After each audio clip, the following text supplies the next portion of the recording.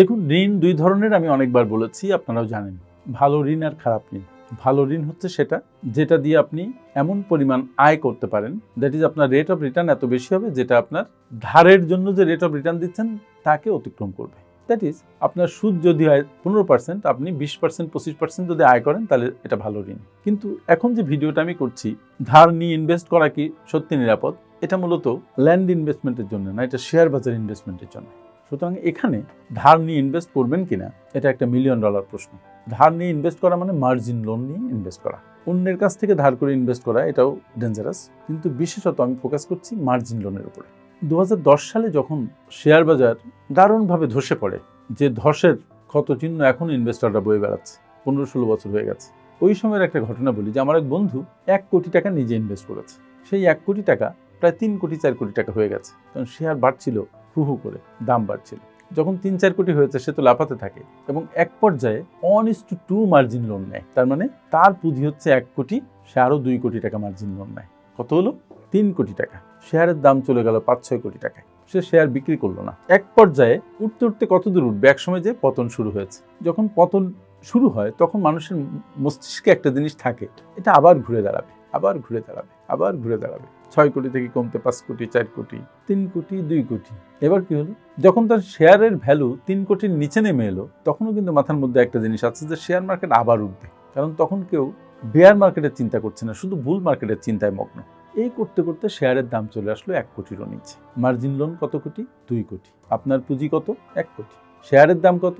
ধরুন 1 কোটি। নিয়ম হচ্ছে, একটা পর্যায়ে যখন ব্রোকারেজ হাউস মনে করবে যে শেয়ারের দাম কমতে কমতে এমন জায়গায় যাচ্ছে যে তাদের লোনটাও অ্যাডজাস্ট হবে না, তখন তারা সেল করে দিবে, মার্জিন কল করবে। তারা সেল করে তারা তাদের টাকাটা রিকভার করে ফেলবে। আপনার টাকা থাক আর না থাক, এটা তাদের হেডেক নয়। বাট আমার বন্ধুর ক্ষেত্রে বা ওই সময় অনেকের ক্ষেত্রেই ওই ব্রোকারেজ হাউসগুলো সেটা করেনি।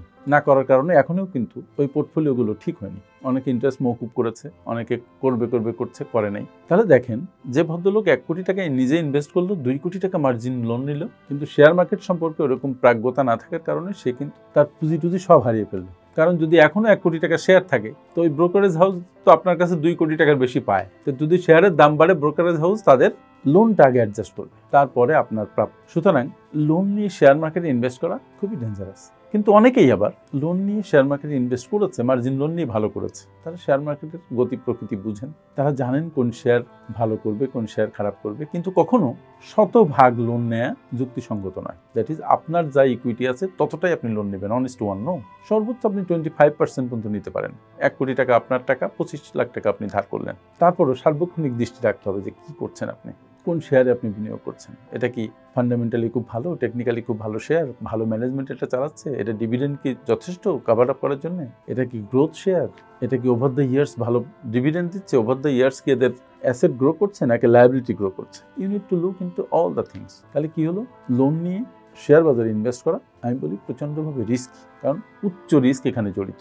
তার ফলে উচ্চ রিস্ক যেহেতু, আপনার মানসিক চাপ বাড়ার জন্য এটা একটা ভালো একটা প্রেশার কুকার, আর আপনার ফিনান্সিয়াল নিরাপত্তা তো অ্যাট রিস্ক। তাহলে এখানে আপনার জন্য আমার পরামর্শ কি? পরামর্শ হচ্ছে, অল্প অল্প করে হলেও নিজের টাকা ইনভেস্ট করুন, মার্জিন লোন এড়িয়ে চলার চেষ্টা করুন। কারণ share market is a tricky market.